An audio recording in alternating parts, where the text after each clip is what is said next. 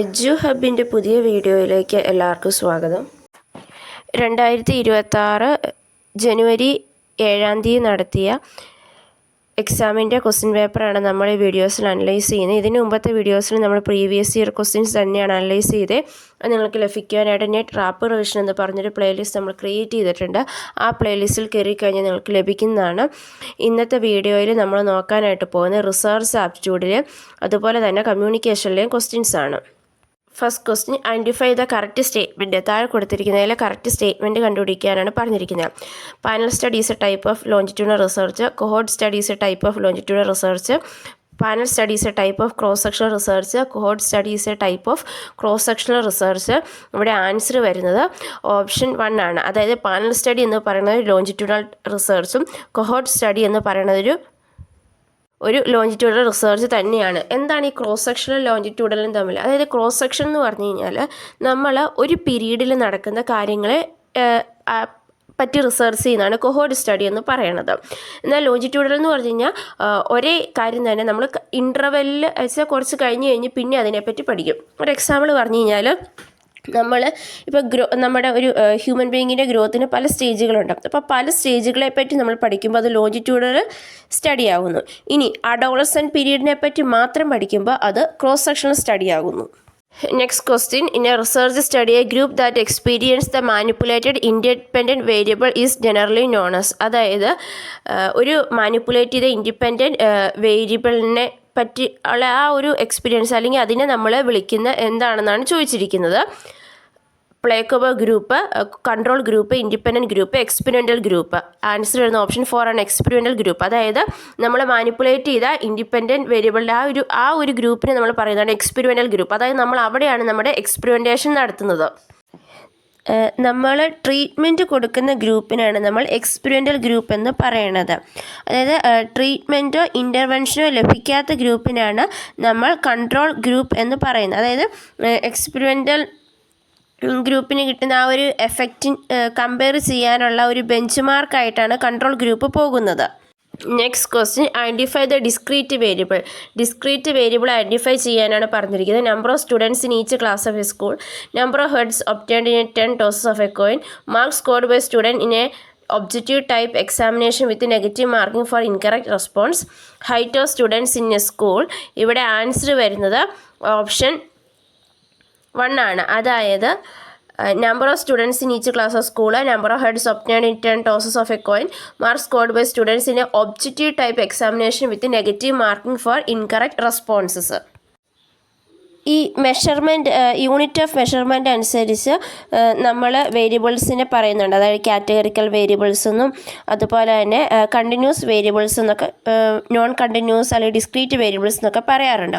അപ്പോൾ ഈ non continuous അല്ലെങ്കിൽ ഡിസ്ക്രീറ്റ് വേരിയബിൾ എന്ന് പറയുന്നത് അവിടെ സ്പെസിഫിക് അല്ലെങ്കിൽ ഡിസ്റ്റിൻറ്റ് വാല്യൂ ആണ്. അതായത് ഒരു ഹോൾ നമ്പർ ആയിരിക്കും ഇവിടുത്തെ വാല്യൂ. അതായത് 5, 10, 12 അങ്ങനെ വരുള്ളൂ. അല്ലാണ്ട് 5.5, 5.2 അങ്ങനെ ഒരു വാല്യൂസ് ഇവിടെ വരുന്നത് ഹോൾ നമ്പർ ആയിരിക്കും ഇതിൻ്റെ വാല്യൂ എന്ന് പറയണത്.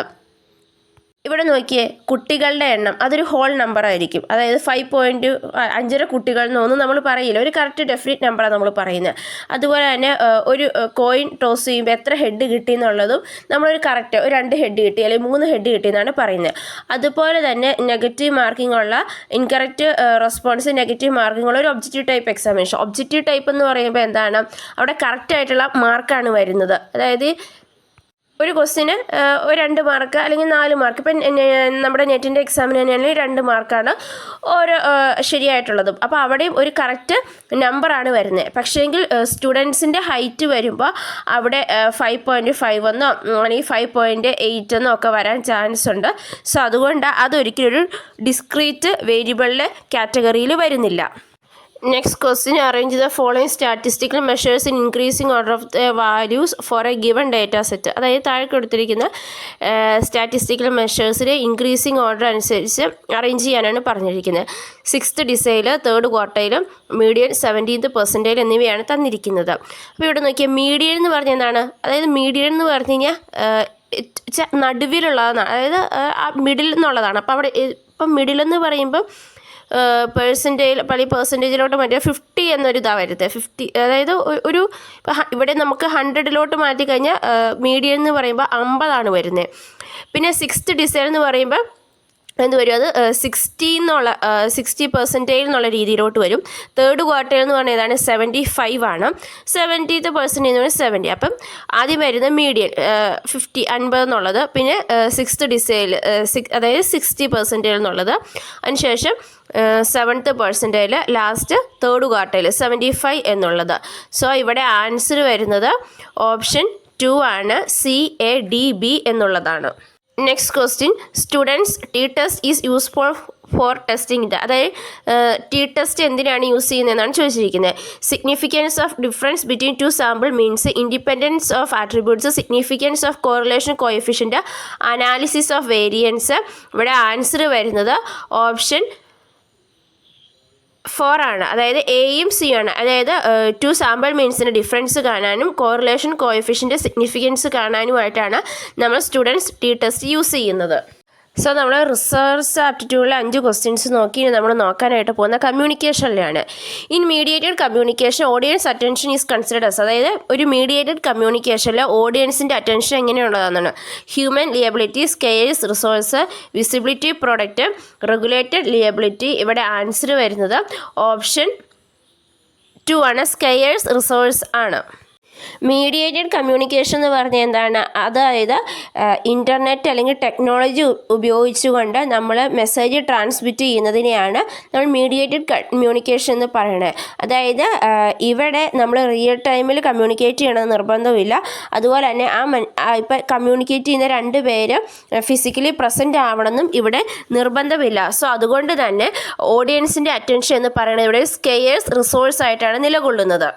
അതായത് മീഡിയേറ്റഡ് കമ്മ്യൂണിക്കേഷനിൽ എന്നാ സംഭവിക്കുന്നത്, ഇൻഫർമേഷൻ ഓവർലോഡാണ്. അതായത് അറ്റ് എ ടൈം നമുക്ക് ഒത്തിരി ഇൻഫർമേഷൻസ് കിട്ടുകയാണ് ചെയ്യുന്നത്. സോ അതുകൊണ്ട് തന്നെ അറ്റൻഷൻ സീക്കിങ് എന്ന് പറയണത്, അതായത് ഒരു ഹ്യൂമൻ്റെ അറ്റൻഷൻ സീക്ക് ചെയ്യുക എന്ന് പറയണത് ഒരു സ്കെയിൽസ് റിസോഴ്സ് ആയിട്ടാണ് നിലകൊള്ളുന്നത്. അതുകൊണ്ട് തന്നെ നമ്മൾ ഏറ്റവും മീനിങ് ഫുൾ ആയിട്ടുള്ള പ്രിസൈസ് ആയിട്ടുള്ള ഇൻഫർമേഷൻസ് കൊടുക്കുക എന്നതാണ് നമുക്ക് ചെയ്യാൻ പറ്റുന്ന ഒരു കാര്യം എന്ന് പറയുന്നത്. Next question, which of the following is labelled as the second self. Second self എന്നറിയപ്പെടുന്ന താഴെ കൊടുത്തിരിക്കുന്നത് എന്നാണ് ചോദിച്ചിരിക്കുന്നത്. The telephone, the radio, the television, the computer. Answer വരുന്നത് ഓപ്ഷൻ 4 ആണ്, ദ കമ്പ്യൂട്ടറാണ്. അതായത് സെക്കൻഡ് സെൽഫ് എന്നറിയപ്പെടുന്നത് കമ്പ്യൂട്ടറാണ്. ഹ്യൂമൻ ഇൻ്റലക്ച്വൽ അല്ലെങ്കിൽ ഇൻ്റലിജൻസിൻ്റെ മെമ്മറിയുടെ ഒക്കെ ഒരു എക്സ്റ്റൻഷൻ ആയിട്ടാണ് കമ്പ്യൂട്ടർ പോകുന്നത്. അതുപോലെ തന്നെ ഇൻട്രാക്ഷൻ്റെ കാര്യത്തിലാണെങ്കിലും ഒരു നല്ല കമ്പാനിയനായിട്ടാണ് കമ്പ്യൂട്ടറിനെ കരുതപ്പെടുന്നത്. ടർക്കിളിൻ്റെ 1984 ഇറങ്ങിയ the second self, computers and human spirit എന്ന പുസ്തകത്തിലൂടെയാണ് ഈ ഒരു കാര്യം ഭയങ്കരമായിട്ട് പോപ്പുലറായത്. ടെലിഫോണും റേഡിയോയും ടെലിവിഷനും ഒക്കെ കമ്പ്യൂട്ടർ തരുന്ന അത്രയും ഒരു ഇൻട്രാക്റ്റീവ് ആയിട്ടുള്ള ഒരു കമ്പാനിയനായിട്ട് നിലകൊള്ളുന്നില്ല. നെക്സ്റ്റ് ക്വസ്റ്റ്യൻ്റെ, interactive society is characterized by the follow. ഒരു ഇൻട്രാക്റ്റീവ് സൊസൈറ്റിക്ക് താഴെ കൊടുത്തിരിക്കുന്ന എന്തൊക്കെ പ്രത്യേകതകളാണ് ഉള്ളതെന്നാണ് ചോദിച്ചിരിക്കുന്നത്. Non electronic communication, networked integration, multimedia digitization, uncultured media environment. ഇവിടെ ആൻസർ വരുന്നത് ഓപ്ഷൻ 2 ആണ്, BCD. അതായത് ഒരു നെറ്റ്വർക്ക്ഡ് ഇൻ്റഗ്രേഷൻ, ഒരു നെറ്റ്വർക്കിന് ഒരു ഇൻ്റഗ്രേഷൻ ഉണ്ടായിരിക്കും. അതുപോലെ തന്നെ മൾട്ടിമീഡിയ യൂസേജ് കാണും, ഡിജിറ്റൈസേഷനും കാണും. പക്ഷേങ്കിൽ അവിടെ എപ്പോഴും ഒരു ഇലക്ട്രോണിക് കമ്മ്യൂണിക്കേഷൻ ഉണ്ടായിരിക്കും. അതുപോലെ തന്നെ ഒരു കൾച്ചറായിട്ടുള്ള മീഡിയ എൻവയോൺമെൻറ്റും അവിടെ കാണുന്നുണ്ട്. സോ ഇൻട്രാക്റ്റീവ് സൊസൈറ്റിയുടെ പ്രത്യേകത എന്ന് പറയുന്നത് അവിടെ ഒരു നെറ്റ്വർക്കിൻ്റെ ഇൻ്റഗ്രേഷൻ ഉണ്ട്, മൾട്ടിമീഡിയയുടെ യൂസേജ് ഉണ്ട്, അതുപോലെ തന്നെ ഡിജിറ്റൈസേഷനും ഉണ്ട്. Next question, which of the following can be categorized under electronically based communication. താഴെ കൊടുത്തിരിക്കുന്നവയിൽ ഇലക്ട്രോണിക്കലി ബേസ്ഡ് കമ്മ്യൂണിക്കേഷൻ ഏതൊക്കെയാണെന്നാണ് ചോദിച്ചിരിക്കുന്നത്. Typographic, audio visual, computer mediator, personal conversation, cylinder press. ഇവിടെ ആൻസർ വരുന്നതായിരിക്കും ഓപ്ഷൻ 1 ആണ്. അതായത് typographic, audio visual, computer mediated എന്നിവയല്ല electronically based കമ്മ്യൂണിക്കേഷനാണ്. പേഴ്സണൽ കോൺവെർസേഷൻ, സിലിണ്ടർ പ്രസ് ഒന്നും ഒരിക്കലും ഒരു ഇലക്ട്രോണിക്കലി ബേസ്ഡ് കമ്മ്യൂണിക്കേഷന് എക്സാമ്പിളായിട്ട് വരുന്നതല്ല. Last question match the following ആണ്. മാച്ച് ലിസ്റ്റ് 1 വിത്ത് list 2. List 1 terms natural sign, artificial sign, signal, simple എന്നിവയാണ് കൊടുത്തിരിക്കുന്നത്. ലിസ്റ്റ് 2 ഡിസ്ക്രിപ്ഷൻ ആണ്. Less certainty of response in artificial science, those things that are represented in nature, those that are constructed in the social world, artificial science that produce predictable responses. ഇവിടെ answer ചെയ്യുന്ന option 1 ആണ്. Natural science എന്ന് പറഞ്ഞു കഴിഞ്ഞാൽ those things that are represented in nature, അതായത് നാച്ചുറലായിട്ട് വരുന്ന ഒരാളുടെ നേച്ചറിലുള്ളതാണ് നാച്ചുറൽ സയൻസ് എന്ന് പറയുന്നത്. ആർട്ടിഫിഷ്യൽ സയൻസ് എന്ന് പറഞ്ഞാൽ those that are constructed in the social world, അതായത് സോഷ്യൽ വേൾഡിൽ കൺസ്ട്രക്ട് ചെയ്ത അതാണ് ആർട്ടിഫിഷ്യൽ സയൻസ് എന്ന് പറയുന്നത്. നമ്മൾ ഓരോ ആർട്ടിഫിഷ്യൽ സയൻസുകളൊക്കെ ക്രിയേറ്റ് ചെയ്യുന്നുണ്ടല്ലോ, അതാണ് ഇതിൻ്റെ ബെസ്റ്റ് എക്സാമ്പിൾ എന്ന് പറയുന്നത്. സിഗ്നൽ എന്ന് പറഞ്ഞു കഴിഞ്ഞാൽ artificial science that produce predictable responses, അതായത് പ്രഡിക്റ്റബിൾ റെസ്പോൺസസ് നൽകുന്ന അല്ലെങ്കിൽ അത് പ്രൊഡ്യൂസ് ചെയ്യുന്ന ആർട്ടിഫിഷ്യൽ സയൻസിനാണ് സിഗ്നൽ എന്ന് പറയുന്നത്. സിമ്പിൾ എന്ന് പറഞ്ഞു കഴിഞ്ഞാൽ artificial science less certainty of response കൊടുക്കുന്നതാണ്. നാച്ചുറൽ സൈൻ എന്ന് പറഞ്ഞു കഴിഞ്ഞാൽ അതൊരു ഫുള്ളി ഡെവലപ്ഡ് ആയിട്ടുള്ള ലാംഗ്വേജസ് ആണ്. അതായത് നമ്മുടെ സ്പോക്കൺ വേർഡ്സ് കൺവേ ചെയ്യാനായിട്ട് നമ്മൾ യൂസ് ചെയ്യുന്നതാണ്. അത് നാച്ചുറലി വരുന്നതാണ്, അല്ലാണ്ട് നമ്മൾ ആർട്ടിഫിഷ്യലി ഇൻവെൻറ്റ് ചെയ്തെടുത്തതല്ല. ആർട്ടിഫിഷ്യൽ സൈൻ ലാംഗ്വേജ് എന്ന് പറഞ്ഞു കഴിഞ്ഞാൽ അത് മാൻമെയ്ഡ് ആയിട്ടുള്ള ഹാൻഡ് ജസ്റ്റേഴ്സ് ഒക്കെയാണ്. സിഗ്നൽ എന്ന് പറഞ്ഞു കഴിഞ്ഞാൽ അതൊരു ആർട്ടിഫിഷ്യൽ ആയിട്ടുള്ളതാണ്. അതായത് ഇതൊരു ഫിസിക്കൽ സൗണ്ട് ആയിരിക്കാം, ജസ്റ്റേഴ്സ് അല്ലെങ്കിൽ റിട്ടേൺ മാർക്കുകളായിരിക്കും. അതായത് ഒരു ഇൻഫർമേഷൻ ട്രാൻസ്മിറ്റ് ചെയ്യാനോ അല്ലെങ്കിൽ ഷെയർ ചെയ്യാനായിട്ടാണ് നമ്മളിത് യൂസ് ചെയ്യുന്നത്. വേറൊരു പേഴ്സണ് ഒരു ഇൻഫർമേഷൻ ഷെയർ ചെയ്യാനായിട്ടാണ് നമ്മൾ സിഗ്നൽസ് യൂസ് ചെയ്യുന്നത്. സിമ്പിൾ എന്ന് പറയുന്നത് ഒരു ആർട്ടിഫിഷ്യൽ സൈനാണ്.